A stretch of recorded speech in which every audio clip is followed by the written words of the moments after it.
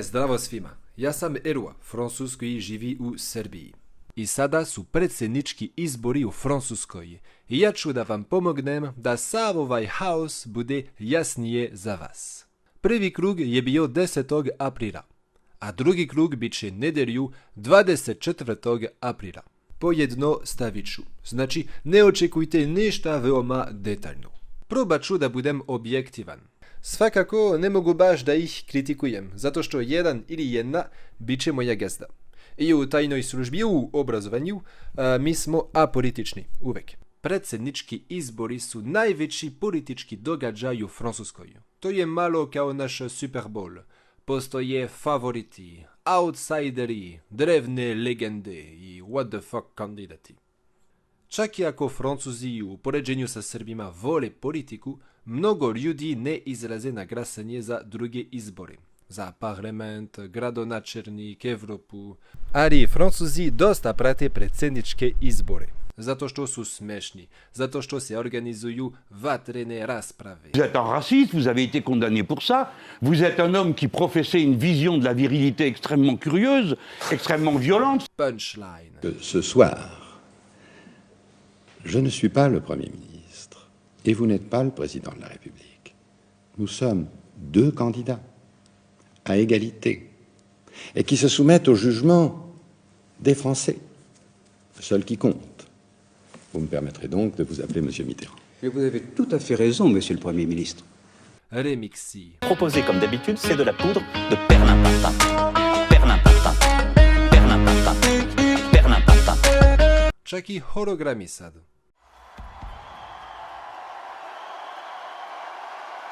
RM predsjedničke izbore su svake 5 godine u Francuskoj i neko može biti predsjednik maksimum 10 godina. Ajde da vidimo različite političke pokrete u Francuskoj. Jebem ti frizura. Tradicionalno smo imali dve stranke, kao Amerikanci. Nije bio baš komplikovano, desna i leva, ili demokrate i republikanci. Do 2017 predsjednik Francuske je uvek bio iz jedne od ovih stranaka. Na primjer, Sarkozy iz republikanske, koji je sigurno niži od Vučića, ali ima možda više tiganja. Kažemo na francuskom da neko ima tiganja ako je umešan u korupciju. Poslije Sarkozy je bio François Hollande iz socijalističke stranke. To je isti čovjek koji je uhvaćen da vara ženu sa francuskom glumicom, uz pomoć jednog vernog policajica, koji bi je pokupio iz kafića kolima skoro svakog dana i odveo je u tajni apartman blizu predsjedničke rezidencije, a Hollande bi inkognito došao na mjesto sastanka na skuteru. Znači, jedna stranka je puna korupcija, a druga taj je izgubila svaki kredibilitet. U prvom krugu izbora ove godine, socijalistička stranka, koju predstavlja gradonačelnica Pariza, je imala 1,7% glasova, a republikanci su imali 4,7%. A i troškovi kampanje se refundiraju samo ako zaradite više od 5%. I naravno, oni nikad nisu mislili da dobit će manje. Onda potrošili su mnogo pare i sad imaju veliki dug. Moram da vam kažem da zaista je sjajno vidjeti predstavnika republikanske stranke kako traže pomoć da nadoknade svoju kampanju. Kad ona je kritikovala ljude koji primaju državnu pomoć jer im plata nije dovoljno visoka. Été personnellement à hauteur de 5 millions d'euros. C'est pour cela que je lance ce matin un appel national aux dons. Znači, ove dve stranke za sada nisu više važne. Danas u Francuskoj postoje tri velike stranke. Macron, naravno, za prvi krug imao je 27%. Politički on je liberalan, skroz za Evropsku uniju, na primjer. Kao znate, bio je predsjednik posljednjih 5 godina. Njegov mandat je bio obilježen covidom i ratom u Ukrajini. On je veoma popularan među penzionerima, zato što oni hoće stabilnost i mir. Mir, stabilnost, Macron. Bilo bi super slogan za njega. I na njegovu programu piše za našu decu. Penzioneri ga vole, ali ostatak naroda ne baš. zbog njegovog nasilnog načina upravljanja demonstracijama žutih prsluka. Njegove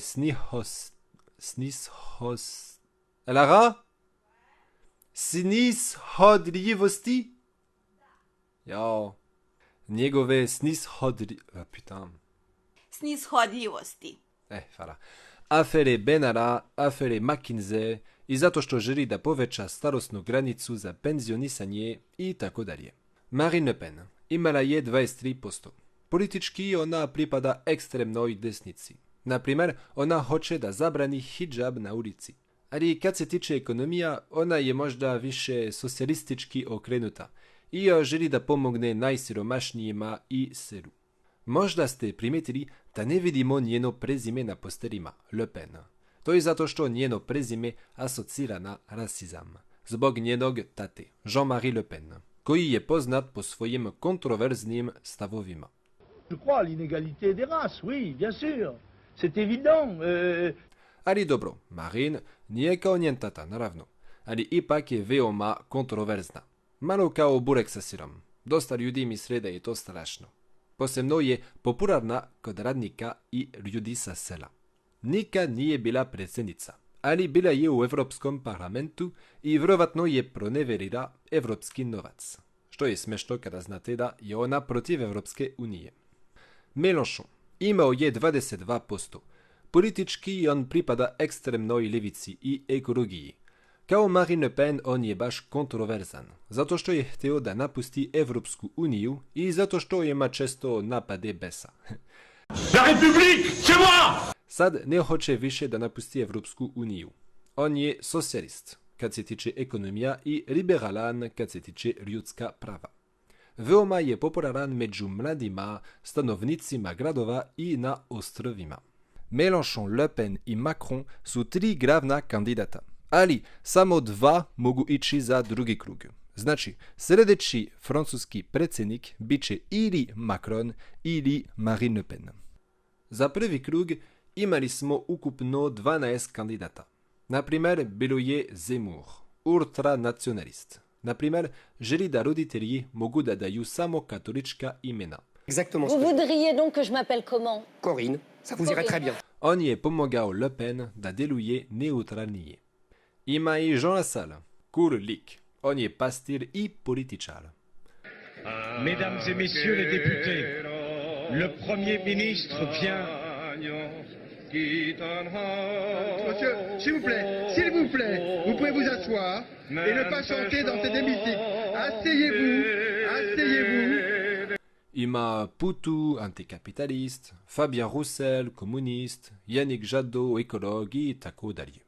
Da budeš kandidat, u Srbiji moraš da imaš 10.000 potpisa. E pa, u Francuskoj treba samo 500. Ali 500 potpisa izabranih zvaničnika. To je kritikovan sistem, jer velika imena poput Zemmour, Le Pen, Mélenchon jedva da su imala ove potpise. A ovaj sistem favorizuje tradicionalne stranke koje imaju puno grano načelnika. 2 nedelje pre prvog kruga postoji striktno jednako vreme za govor za sve kandidate u medijima.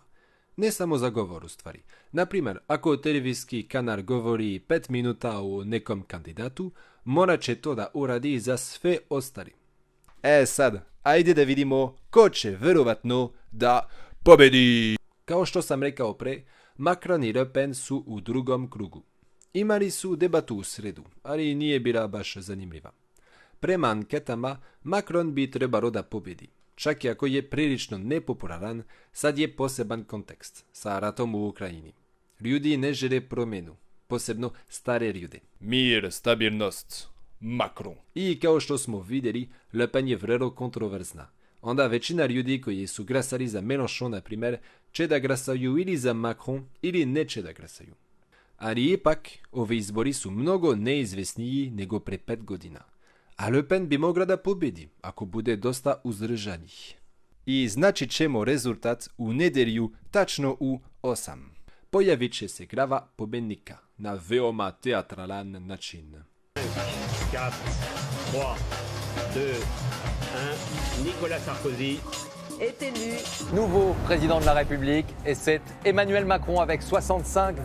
I ne znam ko će biti izabran, ali jedno je sigurno, u Francuskoj će uskoro biti velike demonstracije i nastavit ćemo da jedemo bagete i croissant i podržavamo diktatore u Africi. Za sljedeći video vidjet ćemo mnogo važniji i zanimljivi izbori. Šta je vaša omiljena srpska hrana?